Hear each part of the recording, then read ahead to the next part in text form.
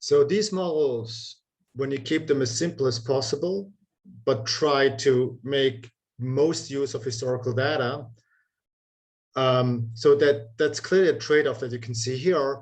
And there are ways to actually model these trade-offs. So if we start again with trying to predict future stock returns, and we use data, historical data, factors, or explanatory variables to predict those future returns, one way to keep the set of variables manageable and relatively small, but at the same time rich enough to have a stronger or a better model, there are some statistical ways to actually measure that, and they're called like goodness of fit metrics, and some of them probably you are very well aware of, such as R squared. However, R squared is not a good concept because R squared typically, just by the definition, the way it's actually constructed, keeps growing as you add more and more variables. But there are other ones that are actually more reliable, and one of them is called adjusted R squared. Okay, so that actually has some sort of penalty term. It increases the more variables you include in your regression model, but at the same time, it is also capable to capture the fact that the more variables there is something that can go wrong in modeling such a prediction model, and it takes care of that. Other ones are like so-called information criteria.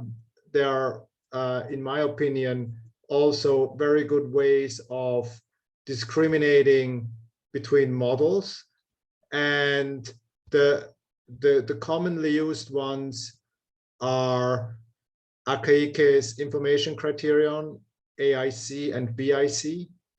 That's, I believe, that stands for Bayesian information criteria. Then two more comments here. There are also ways to actually run that model with an explicit penalty term. So you predict future returns using current data, and then you have some sort of penalty term that takes care of the fact that the more variables you include, the more likely that model is overfitted. And this penalty term is explicit in so-called ridge regression models, or an alternative set of models are so-called lasso models. And these ridge regressions or lasso regressions, they fit the data, so you get some kind of estimated beta hat, a fitted coefficient, and at the same time it takes care of like that overfitting bias. One last comment, and that's from machine learning, is that when you validate the model with historical data, it's actually very advisable to use like a training set where you fit the data to a model, and then you have some sort of validation set and testing set, which is not using the same data as in the training set. And that way, this comes pretty close to the situation that you will face when you start trading, because when you start trading using a model, you are out of sample. So you cannot use like historical data. You don't have it available. You're live.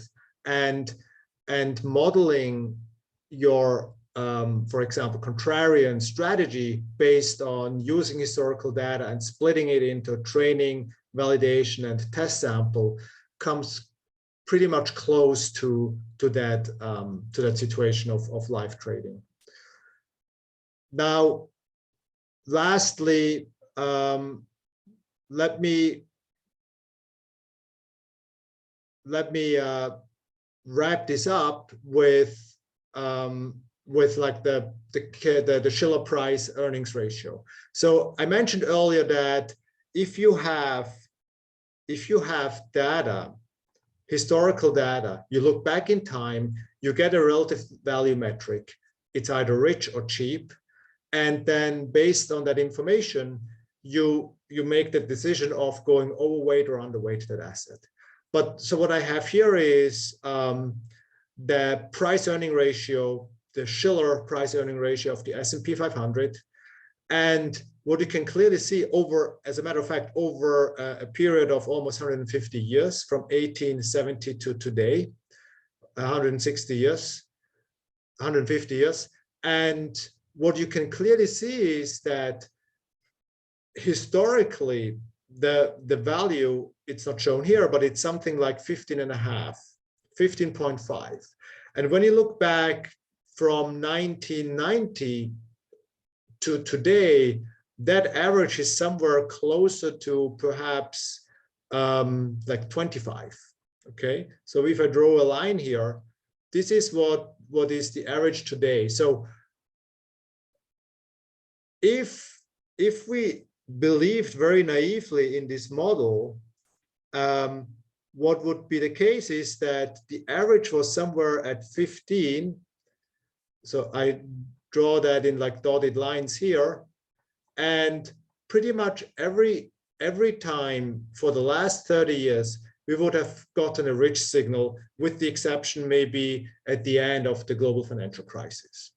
So that is one of the big challenges when we talk about contrarian trades, relative value, and some metric that will give us some idea of fairness in valuation.